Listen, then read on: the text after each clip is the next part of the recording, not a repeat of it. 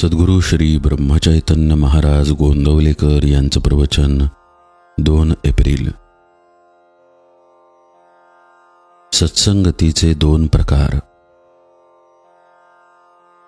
सत्संगती अति अपूर्व काम करणारी आहे। संतांची संगत 2 प्रकारे होऊ शकते। एक संतांच्या देहाची, दुसरी संतांनी सांगितलेले साधन करत राहण्याची।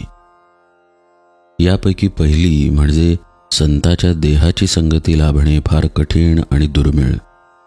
कारण संत जरी खरा असला तरी त्याला ओळखणे कठीण असते आणि पुष्कळदा त्याच्या बाह्य वागणुकीवरून मनात विकल्प येण्याचा संभव असतो आणि एखाद्या भोंदूशीच गाठ पडली तर त्याच्या संगतीपासून नुकसान हे ठरलेलेच।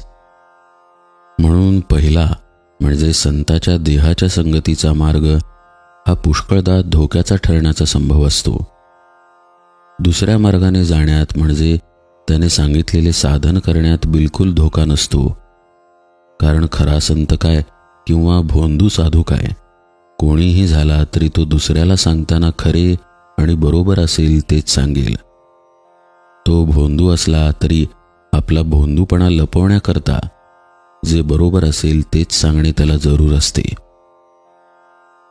साधकाने शुद्ध भावनेने ते साधन केले की सत्संगतीचा फायदा मिळून त्याचे काम होते।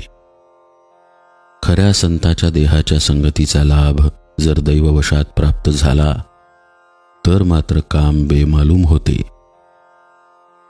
ज्या वाहनाचा आपण आश्रय करतो त्या वाहनाचा वेग हा आपला वेग होतो।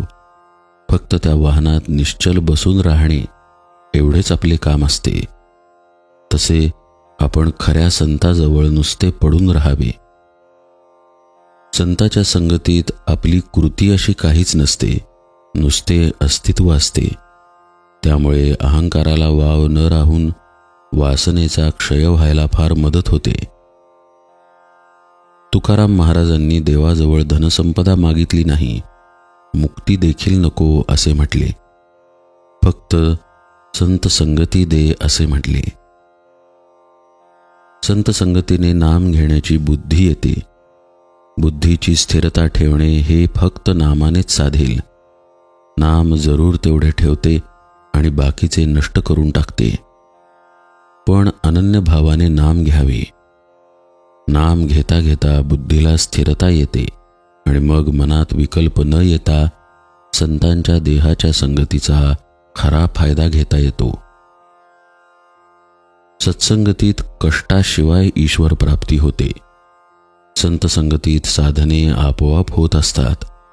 त्यांच्या पूजनाबरोबर पूजन, भजनाबरोबर भजन, श्रवणाबरोबर श्रवण, स्मरणाबरोबर स्मरण आपोआप होते। सत्संगतीत स्वतःची विस्मृती होते आणि नामस्मरण घडते। म्हणून प्रयत्नाने संत संगती करावी, तिथे प्रारब्ध आणू नये। सत्संगतीत राहून नाम घेतले तर देहबुद्धीच्या कोंडीतून बाहेर पडता येते। संतांना जे आवडते ते आपल्याला आवडणे म्हणजे त्यांचा समागम करणे होय।